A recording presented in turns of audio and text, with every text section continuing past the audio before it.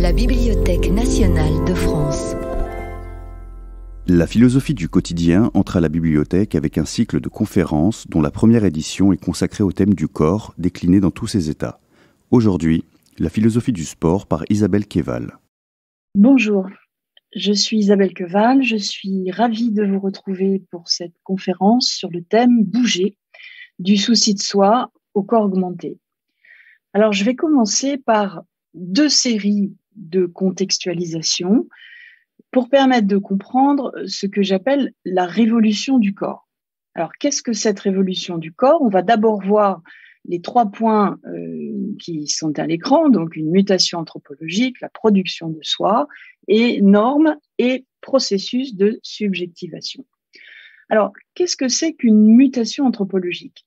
Eh bien, l'un de ses principaux marqueurs à notre époque, et principalement dans les sociétés industrialisées, c'est-à-dire dans les pays riches auxquels se limitera mon propos pour l'ensemble de la séance, l'un des principaux marqueurs de cette mutation anthropologique, c'est l'allongement de l'espérance de vie dans un pays comme la France, aux alentours de 80 ans pour les hommes comme pour les femmes.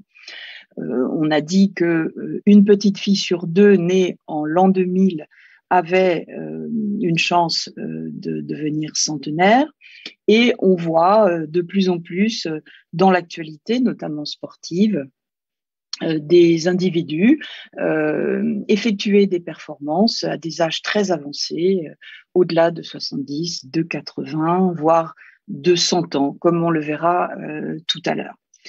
Alors, ce marqueur, évidemment, est significatif pour donner une comparaison assez frappante. Au milieu du XVIIIe siècle, l'espérance de vie est de 25 ans, en raison d'une mortalité infantile considérable.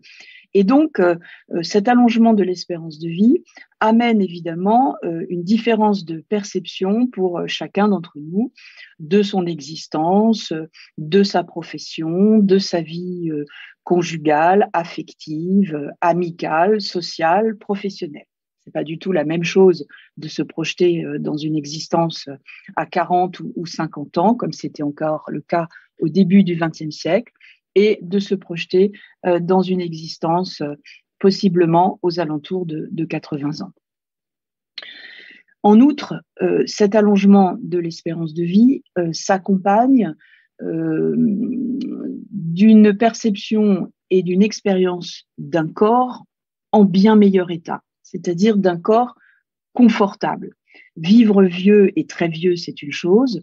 Pouvoir espérer, au-delà de 70 ou 80 ans, profiter encore d'expériences corporelles, que ce soit des expériences sportives, des expériences d'activité, des expériences de voyage, des expériences amoureuses, évidemment, c'en est une autre. Et ce qu'on peut observer, c'est que conjointement, non seulement on peut espérer vivre plus longtemps, mais de plus, vivre plus longtemps dans un corps beaucoup plus confortable. C'est évidemment une donnée statistique que peut contredire l'expérience individuelle que nous avons chacun de personnes qui malheureusement sont tombées malades ou sont décédées à un âge beaucoup plus jeune. Alors, cette mutation anthropologique, quelle est sa construction ?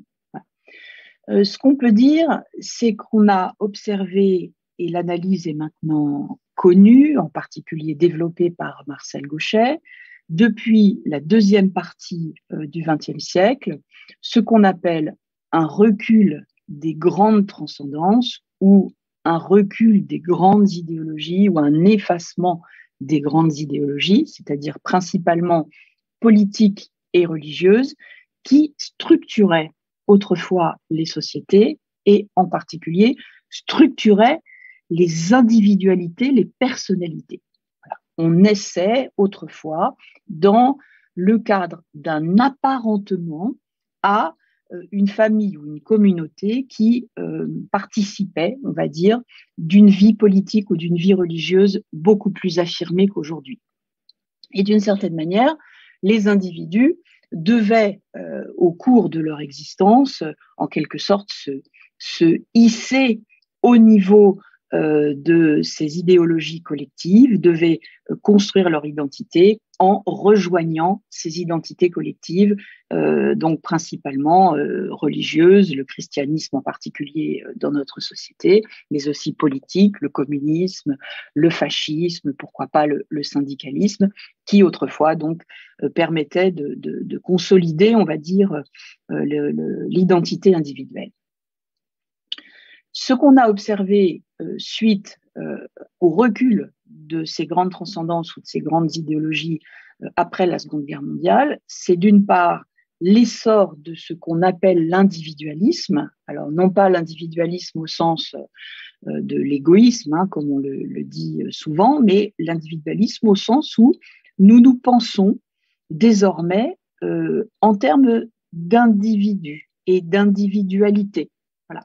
Chacun est en quelque sorte maître et créateur de son propre destin. Il y a la possibilité beaucoup plus grande qu'autrefois de s'inventer, de choisir, de créer sa propre trajectoire. Et donc, c'est une société beaucoup plus atomisée, au fond, qui est proposée aux individus, où cette fois, ce n'est pas à l'individu de rejoindre en quelque sorte le collectif pour trouver et construire son identité, mais c'est au fond une appropriation et une adaptation des valeurs sociales faites par chaque individu qui en quelque sorte les ramène à lui pour composer son identité, pour composer sa propre trajectoire. Alors, corollairement à cet individualisme montant, on a observé également un grand essor du matérialisme, non pas tant au sens strictement philosophique, mais au sens bien connu dès les années 1960-1970 de société de consommation, à savoir, ce qui compte désormais, c'est non pas les ailleurs et les au-delà que proposaient les idéologies politiques ou religieuses, mais l'ici et maintenant, la consommation, l'acquisition des biens, l'accumulation même. Je suis toujours frappée, par exemple, d'entendre des gens qui font ou qui faisaient en tout cas beaucoup de voyages dire j'ai fait, voilà, j'ai fait le Maroc, j'ai fait la Tunisie, j'ai fait les États-Unis, comme si on était dans cette perspective de consommer, d'accumuler et au fond d'amasser dans notre vie d'aujourd'hui, notre vie terrestre, comme on pourrait dire, ce qu'on ne peut plus projeter en termes de bonheur et de bien-être sur des ailleurs et des au-delà. Donc, individualisme et matérialisme comme première conséquence, on va dire, de ce recul des grandes transcendances et des grandes idéologies. À cela s'adjoint un troisième phénomène de notre époque qui est l'essor extraordinaire, spectaculaire du progrès médical, de toutes les découvertes qui, depuis plusieurs décennies maintenant, permettent de soigner, de réparer, de restaurer la santé, d'artificialiser le corps, de l'appareiller, de telle manière que finalement, l'entretien de soi, le souci de soi, comme on disait dans l'Antiquité, a pris de nouvelles modalités, de nouvelles formes, puisque évidemment, au-delà de la médecine, de la chirurgie, il y a aussi la cosmétologie, la pharmacologie, le sport, bien sûr, qui concourent à cet entretien, à cette amélioration également de soi, de son corps, de son apparence, finalement la jouissance aussi de sa jeunesse, de sa forme, de son dynamisme, etc. Or, quand on conjugue tous ces phénomènes, donc individualisme, matérialisme, finalement effacement des ailleurs et des au-delà au profit d'une vie d'aujourd'hui, ici et maintenant, puis ce progrès médical évidemment qui concourt très largement à l'augmentation de l'espérance de vie, eh bien on comprend que la santé soit devenue une valeur centrale évidemment plus que jamais, et au travers de la santé, le corps comme centration de l'identité contemporaine.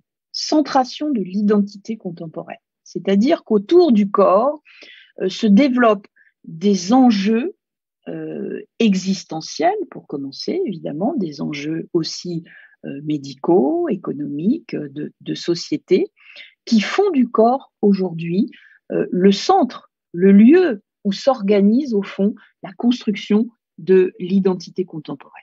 Et ça participe de ce que j'appelle la révolution du corps. C'est-à-dire qu'on puisse se penser à partir du corps est quelque chose de tellement inédit dans l'histoire de l'humanité, quand on se remémore évidemment tous ces auteurs, tous ces penseurs, ces écrivains, ces artistes, ces philosophes qui ont développé leur pensée à partir d'un corps fragile, à partir d'un corps malade, à partir d'un corps sur lequel il était impensable de pouvoir compter, impensable de pouvoir s'y fier. Voilà. Hein, donc le succès au fond de la raison et de toutes ces idéologies prônant le développement, le culte de la raison venait aussi de ce que le corps était si peu finalement si peu fiable et si fragile et si fini et si mortel. Aujourd'hui, au fond, se développe une autre forme d'idéologie, au fond, c'est-à-dire celle du corps comme une œuvre indéfiniment perfectible. Voilà, avec au bout finalement le fantasme, hein, le fantasme d'une immortalité, le fantasme du transhumanisme, le fantasme au fond d'un prolongement sans fin qui n'est pas évidemment absent hein, de cette entreprise au fond de perfectionnement du corps.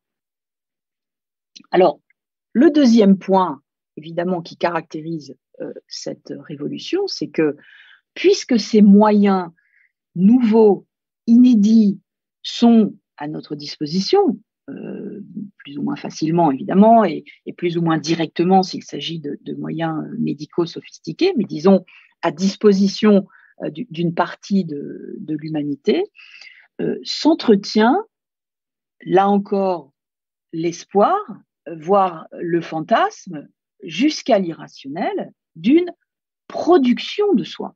Être l'auteur de soi-même, de la naissance jusqu'à la vieillesse, c'est-à-dire ciseler, sculpter, pas simplement entretenir, mais construire son apparence, sa santé, sa jeunesse, finalement tout ce qui fait cette identité centrée sur le corps. Alors, bien sûr, ces éléments-là ont toujours été importants, mais ce qui est inédit aujourd'hui, c'est les moyens à disposition de ce fantasme-là. Voilà. Être l'auteur de soi-même à partir de la génétique, à partir de la pharmacologie, à partir de la chirurgie esthétique, à partir de la consommation, on va dire, de différentes substances chimiques jusqu'au dopage qui permettent d'augmenter les performances, modifier son apparence, sculpter son apparence, utiliser des appareillages du type, par exemple, des exosquelettes pour diminuer sa fatigue, etc. Toutes ces nouvelles formes d'entretien de soi concourent à ce fantasme, au fond, d'une production de soi. Voilà. Être l'auteur de son propre corps, de son apparence, de sa présence au fond au monde. Alors on verra tout à l'heure dans une déclinaison plus, on va dire plus précise et plus imagée de tous ces points-là que ce fantasme de production de soi ne va pas sans une énorme responsabilité qui pèse aujourd'hui sur les individus et que cette responsabilité est elle-même assortie au fond d'une très grande culpabilité ou d'une néo-culpabilité. Alors le troisième point ici de cette révolution du corps, finalement, s'intéresse à ce qu'on pourrait penser être une aliénation. Voilà. Parce que il y a au fond des normes qui perdurent dans une société dont beaucoup ont dit qu'elle avait, notamment quant au corps, abandonné toutes ces normes, que c'était une société anomique, que chacun pouvait être ce qu'il souhaite et changer d'apparence d'un jour sur l'autre, etc., ce qui est vrai. Mais il semble quand même très nettement que perdure comme norme la production d'un corps performant.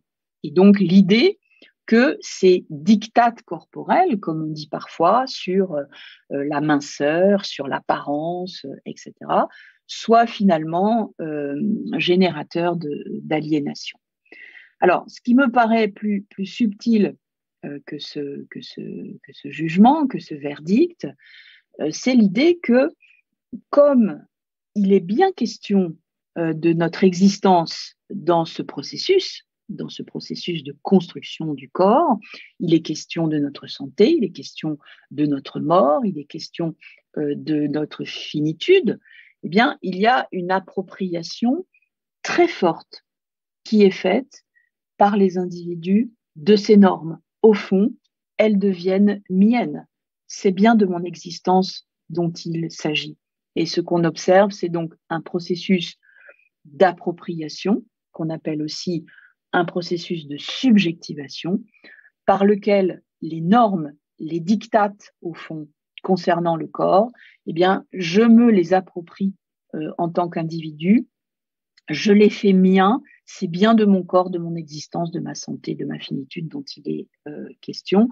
Et par conséquent, on sort de ce jugement strict, on va dire, concernant une aliénation possible, parce que l'articulation entre ces normes et ces processus de subjectivation est une articulation permanente. Voilà, c'est au fond une dialectique permanente qui fait que, au fond, ces critères du corps performant sont subjectivés, très fortement subjectivés par les individus.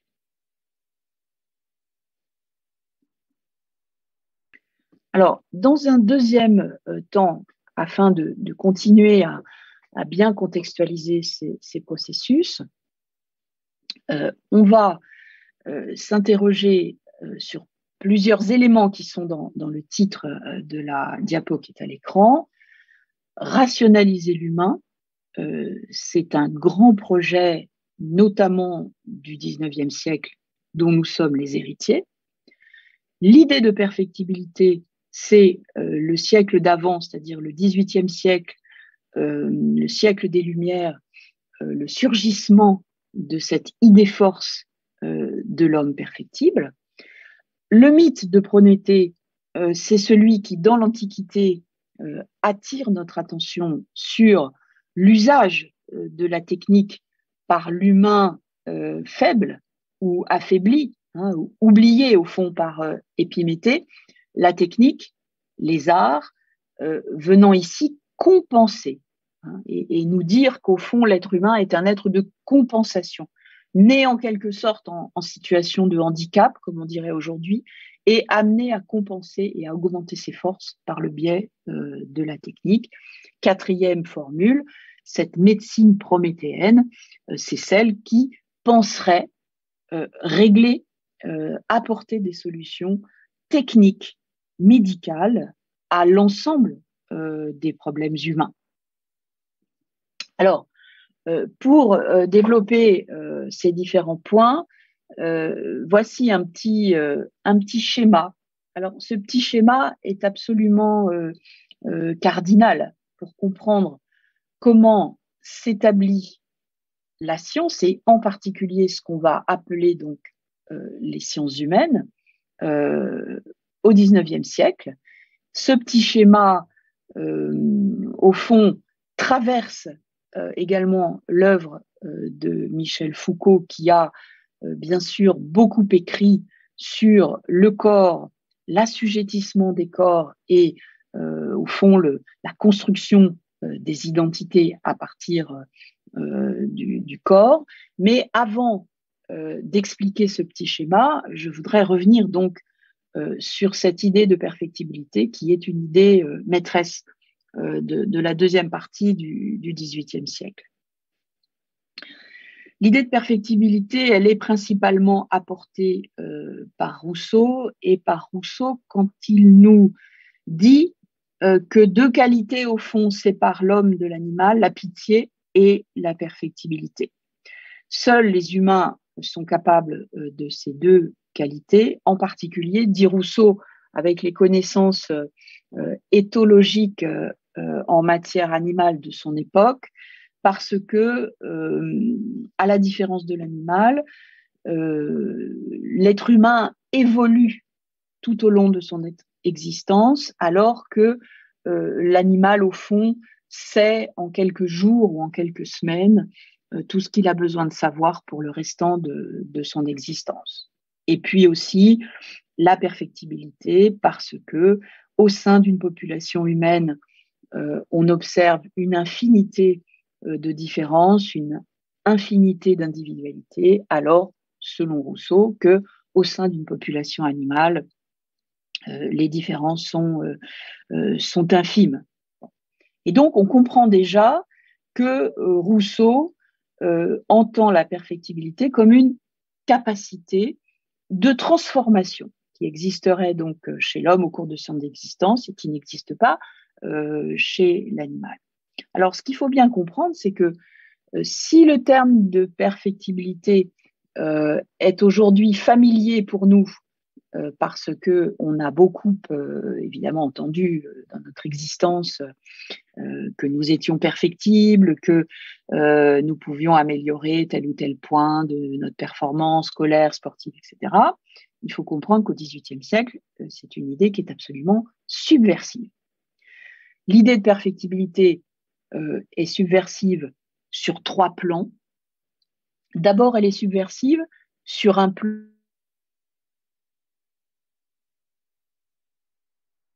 L'être humain est perfectible. Cela veut dire qu'il est transformable, améliorable, et que d'une certaine manière, il est inachevé et imparfait.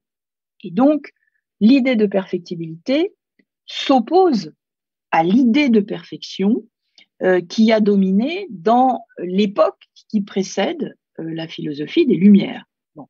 Si on regarde l'homme de Vitruve, par exemple, par Léonard de Vinci, on voit s'exprimer une sorte de perfection humaine au travers de l'art, au travers du corps, au travers des mensurations, au travers de l'équilibre, au travers de l'harmonie. Si on entend bien que dans la religion chrétienne, l'être humain a été créé à l'image de Dieu, on voit bien là aussi la difficulté à le penser comme inachevé, imparfait, voilà, quelque chose qui n'est pas en quelque sorte terminé. Et donc, perfectibilité, sur le plan philosophique et théologique, s'oppose à perfection. C'est en quelque sorte un choc de ce point de vue-là, une subversion de la représentation de l'homme que d'imaginer qu'il puisse s'améliorer ou se perfectionner à l'infini.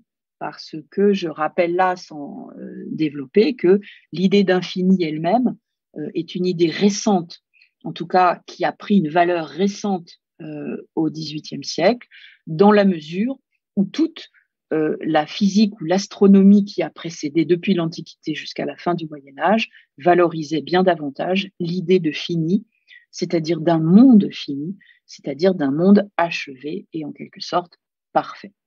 Donc, avec l'inachèvement, avec l'infini, vient cette idée d'une perfectibilité infinie de l'homme. Deuxièmement, la perfectibilité subversive sur le plan social et politique. Parce que dire que l'être humain est perfectible, alors je précise tout de suite, évidemment, que avec nos yeux d'aujourd'hui, la prétention universelle de Rousseau ne l'est pas tout à fait parce qu'elle exclut à la fois les populations indigènes qu'il connaît très mal, qu'il connaît de très loin, et les femmes. Voilà. Néanmoins, quand on dit l'être humain est perfectible, on a malgré tout l'idée d'une universalité qui bousculerait la hiérarchie sociale de l'époque, puisqu'on est encore dans un régime monarchique, ce régime de strates, de castes qui veut que finalement la naissance fait tout dans le destin d'un individu. Être perfectible, ça veut dire pouvoir se transformer. Pouvoir se transformer, ça veut dire pouvoir s'améliorer. Pouvoir s'améliorer, ça veut dire pouvoir éventuellement franchir ce qu'on appellerait aujourd'hui voilà, le chemin de l'ascenseur social, c'est-à-dire traverser les couches sociales et améliorer, construire son destin. Dans le contexte pré-révolutionnaire du XVIIIe siècle, c'est évidemment une idée subversive que les inégalités sociales, comme dit Rousseau, ne soient pas des inégalités produites par la nature, mais soient en réalité des inégalités produites par la société des hommes et donc sur lesquelles on peut quelque chose. Et donc, cette perfectibilité, elle est abondamment travaillée. On écrit beaucoup à la fin du XVIIIe siècle et au début du XIXe siècle dans ce contexte pré- et post-révolutionnaire où on imagine bien que finalement le potentiel humain qui apparaît comme infini va pouvoir aussi révolutionner la société et changer cet ordre des choses qui semblait jusque-là immuable. Alors, le troisième plan sur lequel cette idée de perfectibilité est subversive, c'est le plan pédagogique et épistémologique. Parce que quel est l'outil de la perfectibilité? C'est l'éducation. C'est la grande période des éducateurs. Dans les salons de la fin du XVIIIe siècle se réunissent des politiques, des médecins, des philosophes, des pédagogues pour réfléchir à ce que peut l'éducation sur l'individu et sur la société. Et ce que peut l'éducation, c'est une amélioration à la fois intellectuelle et physique des individus. Ça n'est pas pour rien que c'est au milieu du XVIIIe siècle, sous la plume du médecin d'Alexerdre, qu'apparaît pour la première fois l'expression éducation physique. Voilà.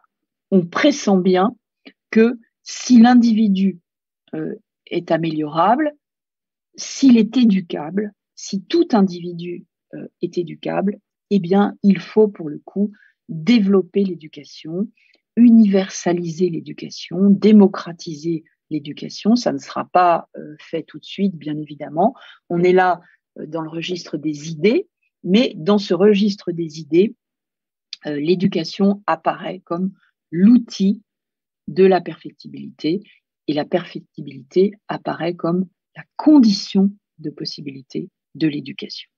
Donc cette idée de perfectibilité, c'est une idée clé de la fin du XVIIIe siècle, qui est reprise par Condorcet, qui est reprise par Madame de Staël, qui est subversive et qui va introduire au début du XIXe siècle, parce qu'on va se préoccuper de l'amélioration individuelle comme de l'amélioration collective, celle de l'espèce, qui va introduire à ce qu'on va appeler les sciences humaines, c'est-à-dire ces sciences qui vont étudier l'homme et apparaissent au XIXe siècle, sociologie, psychologie, ethnologie, criminologie, avec une dimension de mesure, une dimension métrique très forte qui va caractériser le XIXe siècle, où l'on voit apparaître également une sociométrie, une psychométrie, une économétrie, une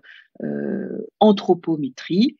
Il faut mesurer absolument l'homme sur tous les plans, sous tous ses aspects, pour comprendre comment l'améliorer. Alors, juste un point évidemment capital avant de basculer dans ce 19e siècle de la rationalisation de l'humain. Rousseau est l'un des seuls, si ce n'est le seul, à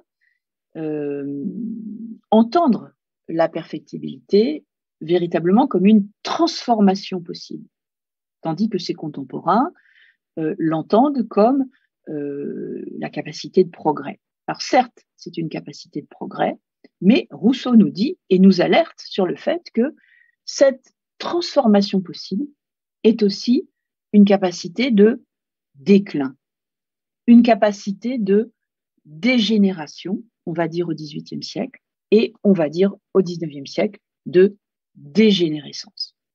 Et dès lors, ces deux pôles de la réflexion sur l'être humain vont se tenir face à face et engendrer toute la réflexion scientifique, la réflexion des sciences humaines au XIXe siècle. D'un côté, le progrès, l'amélioration, l'homme perfectible.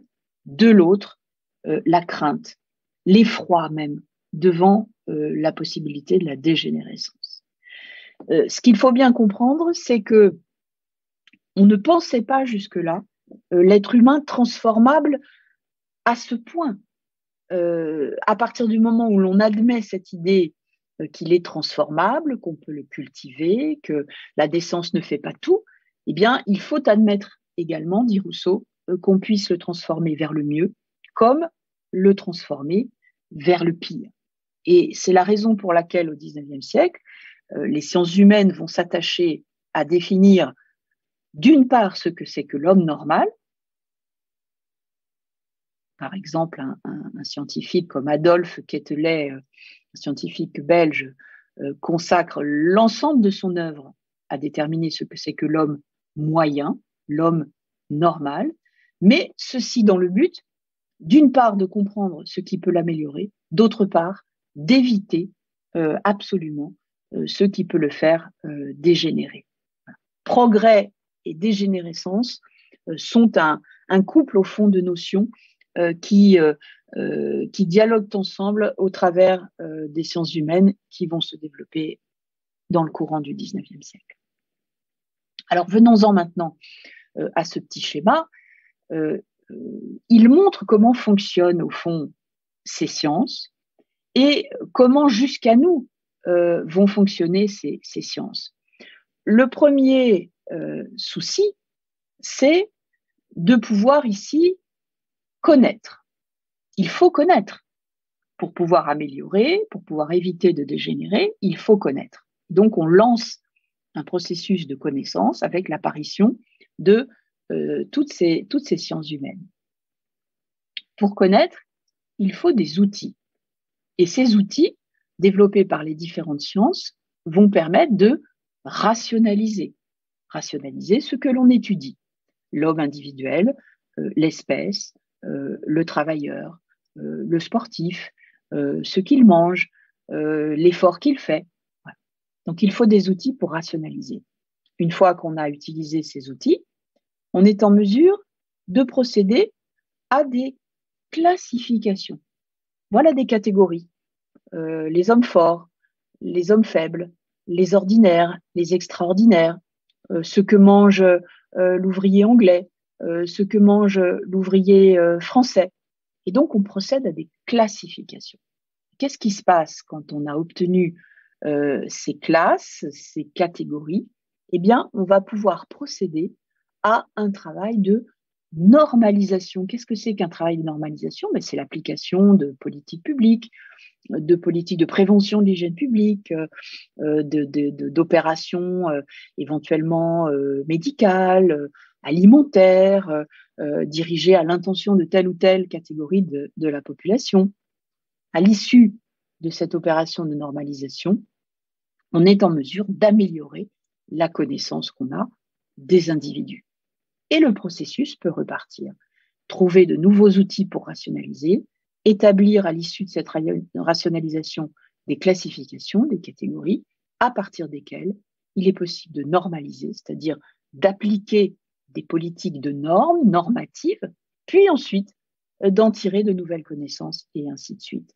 Ce qu'a très bien montré Michel Foucault, c'est que à quelque endroit qu'on prend ce cycle de la connaissance, en quelque sorte, le processus redémarre. Voilà. On le prenne à partir d'une catégorie, à partir d'une politique, à partir d'un souci ou d'un désir de connaissance, à partir des outils eux-mêmes de rationalisation.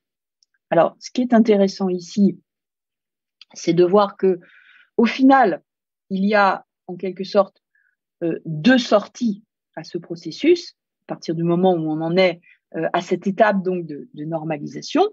La première sortie, c'est celle que développe magistralement Michel Foucault lorsqu'il montre que les processus de normalisation sont des processus au fond de discrimination, d'effectuation des pouvoirs au détriment des individus, au détriment de leur liberté, de naissance de la biopolitique, etc. Donc, au fond, plutôt dans le sens d'une privation de liberté.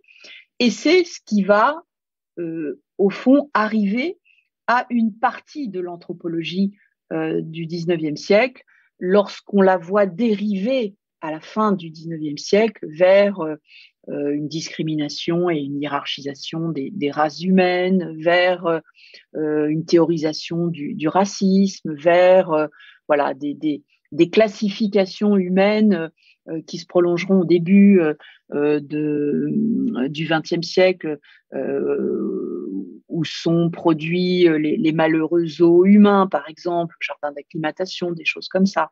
Voilà, normaliser, c'est aussi potentiellement discriminer, et c'est ce qu'on retrouve dans le développement de la pensée de Michel Foucault, notamment également au sujet de la folie, de la découverte de la maladie mentale, etc.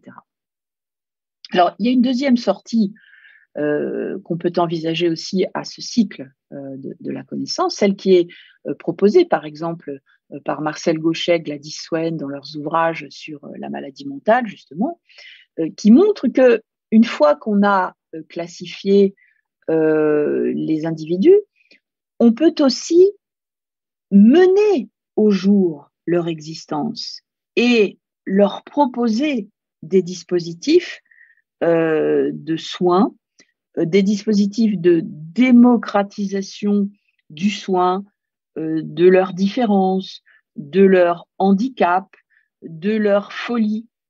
Ce sur quoi insistent ces auteurs, c'est sur le fait que classifier n'est pas fatalement discriminé si on se propose justement d'agir sur ces populations pour leur donner des accès soit aux soins, soit à la société, soit, on va dire, à une vie publique plus décente.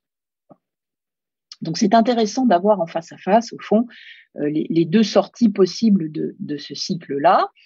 Ce cycle qu'on peut, pour bien le comprendre, transposer, par exemple, à notre époque, dans le traitement social et médical qui est fait de la question de l'obésité. D'abord, il s'agit de connaître un phénomène qui n'a pas toujours existé, n'a pas toujours été nommé de cette manière-là. Les personnes en surpoids n'ont pas toujours été perçues de la manière dont on les perçoit aujourd'hui. Le surpoids a été longtemps valorisé pour diverses raisons chez les hommes comme chez les femmes. Aujourd'hui, on s'inquiète de savoir ce que c'est que l'obésité comme question médicale. On se donne des outils de rationalisation, par exemple l'indice de masse corporelle.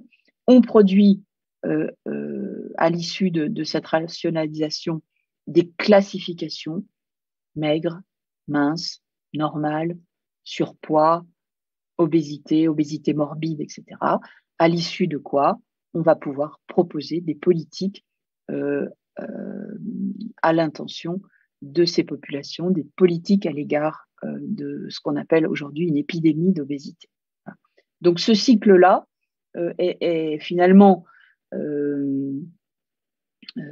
initié au XIXe siècle par les nouvelles sciences humaines et fonctionne encore très bien dans notre science d'aujourd'hui lorsqu'il s'agit d'étudier des populations, des individus, etc. et d'obtenir des connaissances.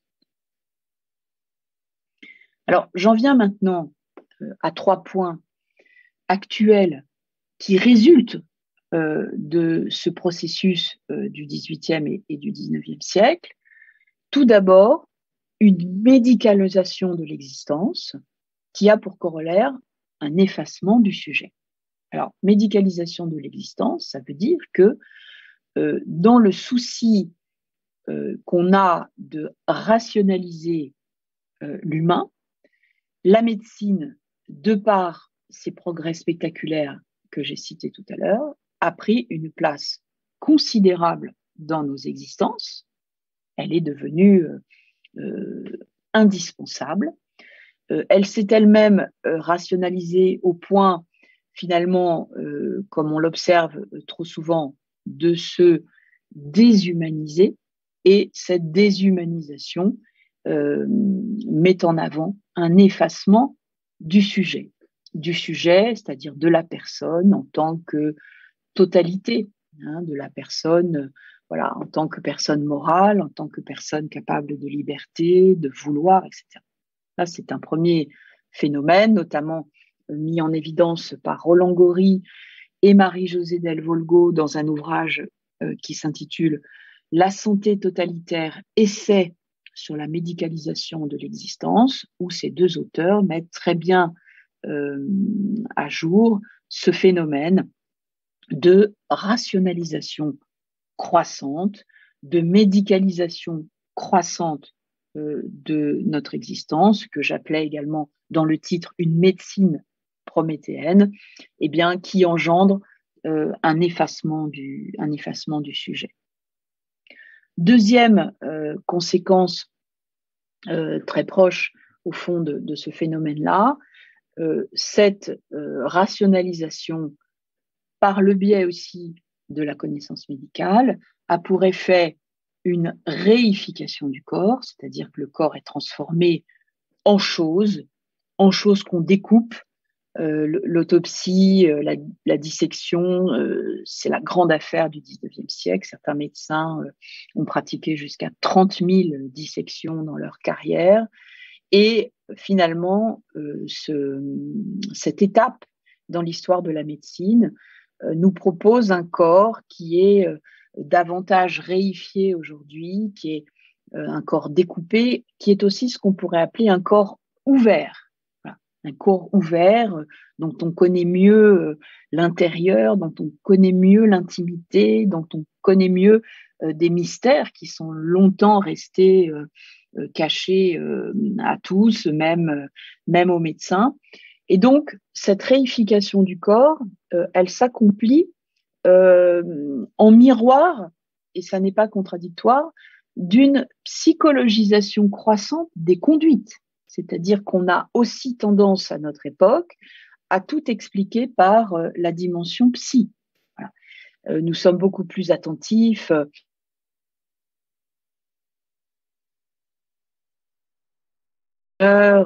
nos comportements ont des explications psychologiques qui trouvent un plus grand écho aujourd'hui. Donc finalement, ces deux phénomènes, une réification du corps qui s'exprime par exemple dans la discipline des neurosciences ou de la neurochirurgie, où vraiment on s'attache à trouver dans le cerveau la localisation de nos émotions, de notre créativité, de nos sentiments, de notre mémoire, de notre intelligence, etc. Ça participe de la réification du corps et de l'aplatissement de l'âme sur le corps. Et puis, d'autre part, une psychologisation des conduites qui procède, elle aussi, au fond, de cette rationalisation qui en sourdine essaye d'expliquer tout ce que nous faisons par une origine psychologique. Alors, la troisième dimension qui apparaît ici, c'est pour introduire à ce qui va suivre de mon propos, ce que j'appelle la sportivisation des mœurs et des corps avec un impératif, être performant. Il me semble que dans ce contexte-là, qu'on a présenté depuis le départ, c'est-à-dire cet individualisme, ce matérialisme, cette rationalisation de l'humain, cette perfectibilité comme idéal, eh bien, au fond, cette contextualisation fait apparaître un héritage très fort qui est cette construction d'un corps performant, et notamment cette construction d'un corps performant au travers de l'activité sportive. Alors, d'une activité sportive qui est devenue un leitmotiv aujourd'hui, bouger. Voilà, c'est le titre aussi de la conférence. Bouger, manger, bouger. Toujours, il nous faut aujourd'hui bouger, être actif, être en mouvement. Et cela se répartit, on va dire, au travers de deux dimensions. La dimension du sport de haut niveau, qui, à mon sens, est très intéressant à être étudié parce qu'il est une éprouvette du social dans la mesure où chaque élément constituant le sport de haut niveau est un élément optimisé, extrémisé, toujours dans l'excès. Ça nous permet de réfléchir à des tendances sociales sur le corps, l'augmentation du corps, sur le dopage, sur les addictions, qui finalement sont rassemblées, condensées dans le phénomène du sport de haut niveau, sans, en quelque sorte, d'atténuation. Je vais y venir dans un instant. Puis la deuxième dimension, cette dimension de sportivisation des mœurs et des corps, entre guillemets, de monsieur et de madame tout le monde, c'est-à-dire comment le sport, l'activité physique est rentrée dans nos têtes et dans nos corps au niveau des pratiques quotidiennes, au niveau des pratiques sociales.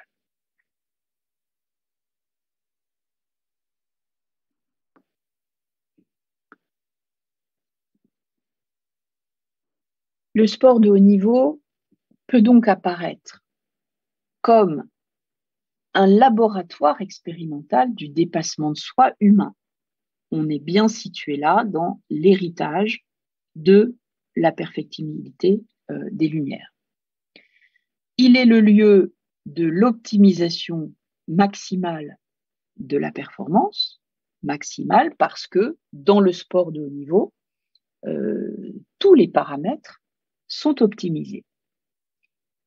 Les matériaux, les matériels, la science des entraînements, les aspects médicaux, psychologiques, diététiques, tout ce qui concourt à la construction des engins du sport, c'est-à-dire les chaussures, les vélos, les ballons, les perches, etc., jusqu'à la question du dopage. Et puis, il est une illustration spectaculaire du culte de la performance qui anime notre société parce que dans le sport de haut niveau, à la différence d'autres domaines, comme par exemple l'école ou encore le monde de l'entreprise, il n'y a pas de contre-discours dans le sport de haut niveau qui dirait, par exemple, que la recherche de la performance extrême ou la recherche extrême de la performance peut être nocive pour la santé mentale notamment. Pas de contre-discours, pas d'atténuation de cette dynamique, car si cette dynamique de recherche de performance extrême était atténuée dans le sport de haut niveau, ce serait l'effondrement du sport de haut niveau. Elle en est le fondement ontologique, on pourrait dire, pour utiliser un terme philosophique. Sans le culte du dépassement de soi extrême, il n'y a pas de sport de haut niveau. Et donc, tous les contre-discours qui tendraient à prévenir sur les risques de la santé physique, mentale, sur les risques de la précocité dans certains sports, sur les risques que peuvent encourir les athlètes, finalement, ces contre-discours n'ont pas voix au chapitre parce que ils pourraient atteindre finalement le cœur même de l'activité du sport de haut niveau. Et c'est en cela que cette activité est si intéressante à étudier, cette activité de l'extrême, cette activité qui nous dit des choses sur des tendances qui traversent notre société autour de ce culte de la performance. Alors, en miroir, évidemment, dans une dimension de pratique très différente, peut-être moins extrême, mais pas toujours. La sportivisation des mœurs et des corps concerne monsieur et madame tout le monde, c'est-à-dire comment l'activité physique est devenue une norme de comportement. Bouger est un leitmotiv. Alors, c'est intéressant de voir que, par exemple, les adultes, d'une part, sont encouragés à travailler en bougeant, à être hyperactifs, au fond, disons-le, sur des vélos d'appartement, sur des tapis de course, sur des ballons de fitness, ou travailler en marchant, ou travailler avec des dispositifs qui déplacent l'ordinateur, etc. Et à contrario, les enfants, le monde scolaire, demeurent toujours terriblement immobiles. C'est-à-dire que ce leitmotiv bouger, il est essentiellement valable pour la population adulte, ce qu'on appelle la population active, des gens qui travaillent, des gens qui sont incités à être toujours en mouvement. Pour l'enfant, pour l'éducation scolaire, pour les jeunes, pour toute cette éducation physique, cette éducation corporelle à l'école, rien de tel. Il faut se prolonger dans l'immobilité. Et finalement, les salles de classe d'aujourd'hui ressemblent terriblement aux salles de classe des années 60, où les enfants sont alignés derrière des petits bureaux avec cette injonction d'immobilité. Il n'en reste pas moins que cette sportivisation, cette manière dont le sport est devenu une valeur, un label, voilà, quelque chose qui peut caractériser des vêtements, des parfums, des attitudes. C'est marquant finalement de cette entrée du sport au sens très large, c'est-à-dire du sport au sens de l'activité physique dans notre vie quotidienne.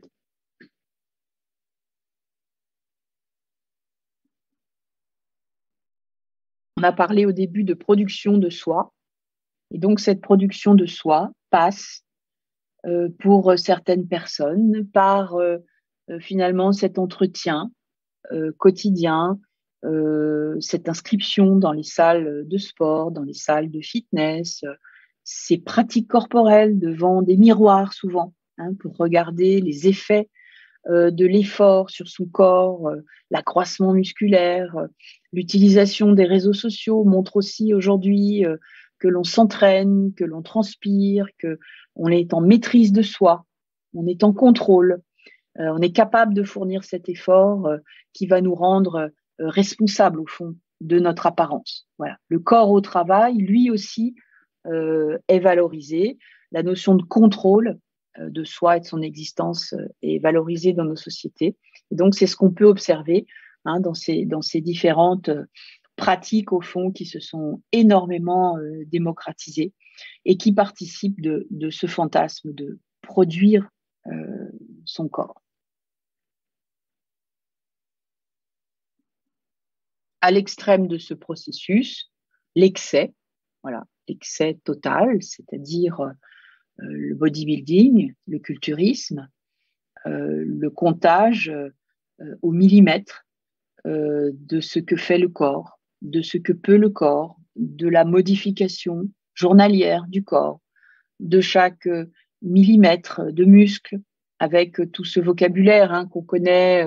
Il s'agit de s'assécher, il s'agit voilà, de faire du muscle, un régime alimentaire ascétique, un rythme de vie ascétique accompagne ce projet qui permet donc de parler de stakhanoviste du narcissisme, tellement cette vie ascétique, au fond, contredit ce qu'on dit beaucoup aujourd'hui de notre société hédoniste, narcissique. Alors, narcissique, oui, mais là, pour le coup, beaucoup plus stakhanoviste qu'hédoniste. Avec cette dimension aussi, qui est quand même très parlante, du corps prothèse. Voilà. Pour avoir déjà montré cette image à des collègues psychanalystes, évidemment, ce qui frappe ici, c'est comment le corps est construit pour établir une médiation entre moi et le monde. C'est à la fois une protection, une carapace, c'est un langage, c'est une manière d'aller vers les autres tout en se protégeant soi. On voit par exemple beaucoup d'adolescents, garçons en particulier, se lancer dans le culturisme après avoir souffert d'être trop maigre, trop petit, trop mince, trop fin, etc. Hein, donc il y a cette idée de construction, pour le coup, d'un corps prothèse.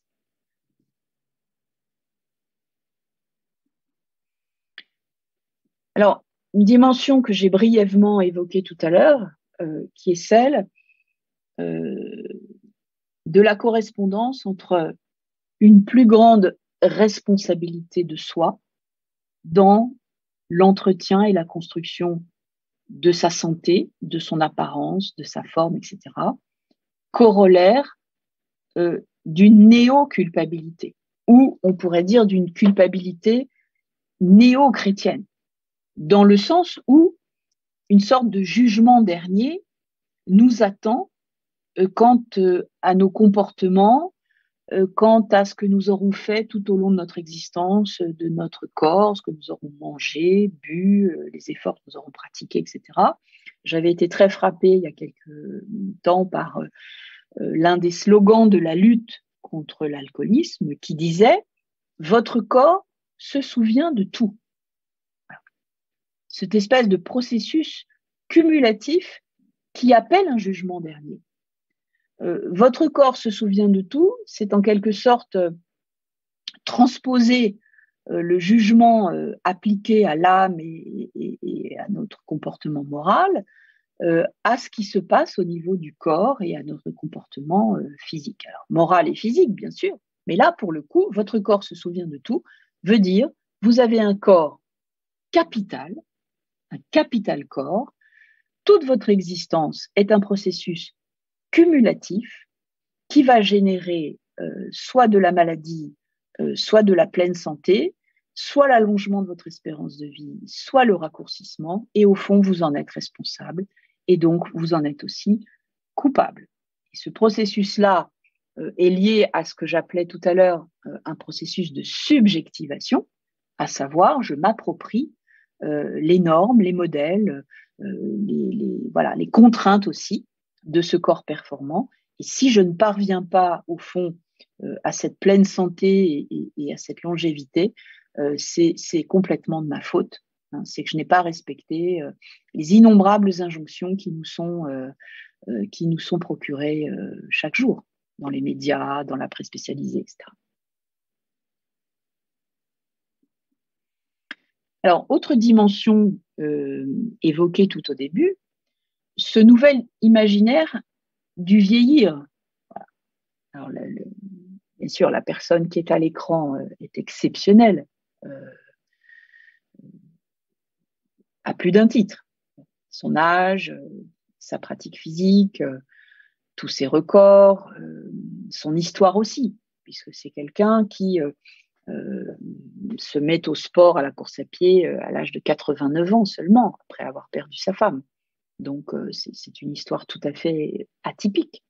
Et en même temps, on a tous autour de nous des personnes âgées, plus de 70 ans, plus de 80 ans, qui pratiquent des sports, des activités sportives. On a pu observer dans un certain nombre de sports, le tennis, la natation, la course à pied, des catégories se développer au fil des années.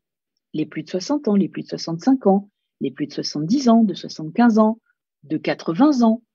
On a un cycliste français marchand qui a battu un record des plus de 100 ans. Voilà. Donc, ça demeure exceptionnel. Mais on voit bien en même temps que ça s'inscrit aussi dans une tendance, que cet imaginaire du vieillir dont je parlais au début, en expliquant ce que c'est qu'une mutation anthropologique, s'incarne dans ces personnalités-là. La pyramide des âges s'est modifiée. Le rapport entre les générations se modifie aussi. Il n'y a pas très longtemps, une marque de vêtements utilisait l'image des mères et des filles, en montrant que cette image, au fond, amenait la confusion. Qui sont les mères, qui sont les filles?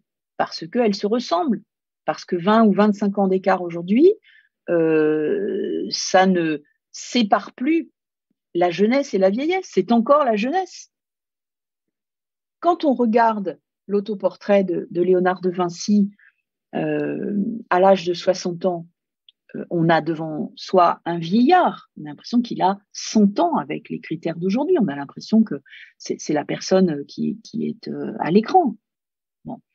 Quand on voit aujourd'hui le profil, la physionomie, les capacités d'une personne de 60 ans qui est en bonne santé, qui s'est entretenue, qui a une pratique physique régulière, ça n'a rien à voir. Ça n'a absolument plus rien à voir.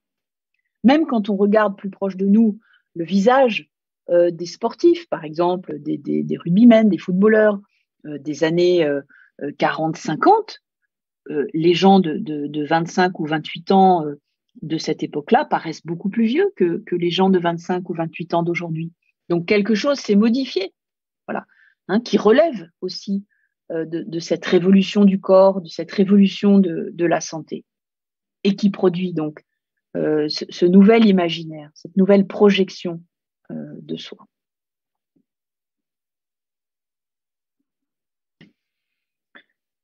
Alors, dans un autre registre, la médiatisation récente de ces deux personnalités, le premier Pistorius, un athlète médaillé à la fois chez les handicapés et chez les valides aux Jeux Olympiques de Londres, et une mannequin, ancienne athlète, les deux équipés de prothèses de jambes pour la même raison, le même handicap, qui donc les a touchés dès la naissance. Ils ont dû être amputés à l'âge de la marche, à l'âge de 11 mois et équipés de prothèses. Cette récente médiatisation amène un lot de questions sur la représentation du corps handicapé. Souvent, c'est une représentation qu'on appelle défectologique, c'est-à-dire marquée par la déficience, marquée par éventuellement la maladie, des catégories sportives qui lui sont propres, etc. Là, on voit des gens qui représentent et qui se revendiquent de la performance, représentation de la beauté, parce que pour le coup, les deux ont été ou sont encore pour Aimé Mullins égérie de marque de mode. Aimé Mullins, sur Internet, propose plein de vidéos dans lesquelles elle explique qu'elle a une douzaine de paires de prothèses en fonction de son activité sportive, mannequinat, talons aiguilles, etc. Elle ne se vit absolument pas comme une personne handicapée au sens où on l'entend d'habitude. Elle se vit comme une personne performante. Voilà. Représentation du handicap, bien sûr, même si ce qu'on appelle aujourd'hui les super crips, c'est-à-dire les athlètes handicapés, les super athlètes handicapés, là encore demeurent exceptionnels. Néanmoins, on a un renversement de valeurs qui amène des questionnements, qui amène de nouvelles représentations. Et on voit ces questionnements se concrétiser ici, lorsqu'on voit des athlètes équipés d'exosquelettes, puisque c'est aussi comme ça que ça s'appelle, accomplir des performances remarquables et bientôt des performances qui pourraient dépasser les performances des valides, interrogeant pour le coup sur ce que c'est que le dopage, ce que pourrait être un dopage technologique, sur ce qui relie le handicap à la notion d'avantage, etc. Lorsqu'en 2008, on a refusé la possibilité à Pistorius de participer aux Jeux de Pékin, dans un premier temps parce que ses prothèses lui procuraient un avantage, on s'est retrouvé là devant une question philosophique passionnante, car en réalité, tout le sport de haut niveau recherche des avantages dans les chaussures, dans les combinaisons, dans les ballons, tous les matériels sportifs sont une recherche d'avantages. Les guidons profilés, les casques profilés, etc. Donc, en quoi l'avantage procuré par les prothèses de Pistorius était différent des autres avantages? En quoi cet artifice-là était différent des autres artifices? On est là devant des questions qui sont absolument passionnantes. Lorsque Amélie Le Fur, l'athlète française, donc en haut à gauche sur l'écran, dit qu'elle pourrait se trouver désavantagée à l'avenir par rapport à des athlètes qui auraient 2 prothèses de jambes alors qu'elle n'en a qu'une, parce que la progression de sa jambe naturelle est par essence limitée, alors que la progression de sa jambe artificielle peut aller beaucoup plus loin du fait de l'amélioration des matériaux. Là encore, on est devant une question qui est assez vertigineuse. Où cela nous mène-t-on? Est-ce qu'on peut imaginer que des athlètes avec exosquelette dépassant les performances des valides amèneraient comme une espèce d'appel d'air morbide des athlètes non handicapés à se mutiler pour bénéficier de ces prothèses? Vers quelles questions éthiques se dirige-t-on à l'observation de ces exosquelettes et des performances qui le permettent? Alors la question est plus large aussi parce qu'elle pose celle de notre hybridation avec l'objet technique. Voilà. Est-ce que nous sommes, comme le pensent certains auteurs, des êtres déjà hybrides? Est-ce que nous sommes, comme le pensent certains auteurs, avec des corps naturels appelés à être les corps handicapés de demain, si demain, finalement, la performance se déclinait à partir de l'objet technique essentiellement, les implants, les puces électroniques, les exosquelettes, comme on le voit ici à l'écran. Voilà. Quel est l'humain performant de demain? Est-ce que c'est une sorte de Robocop, au fond, entièrement construit et artificialisé dans l'objectif de la performance? Alors, ça sont des questions aussi très larges, très intéressantes, qui excèdent très largement le seul sport de haut niveau.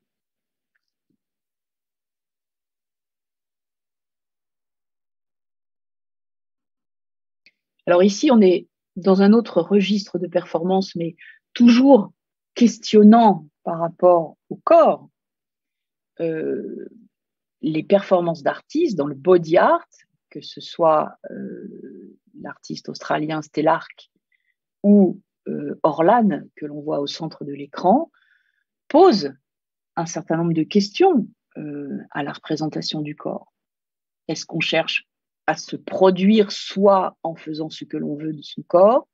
Est-ce qu'on est dans une entreprise de négation dans la mesure où il s'agit bien, là, en l'occurrence, pour Stellark, qui est resté suspendu 7 jours avec des crochets fichés dans son corps, négation de la douleur, négation des limites, négation de l'enveloppe corporelle, etc. Dénaturation du corps, c'est-à-dire refus de la naturalité, refus des limites naturelles du corps.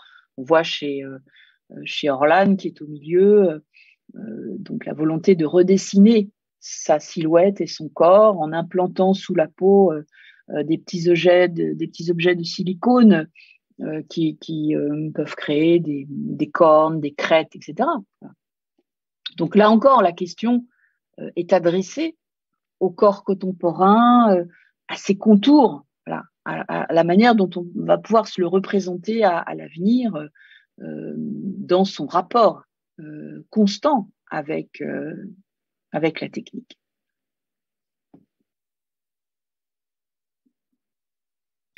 Donc, je vous proposerai maintenant une petite conclusion sur ces sujets.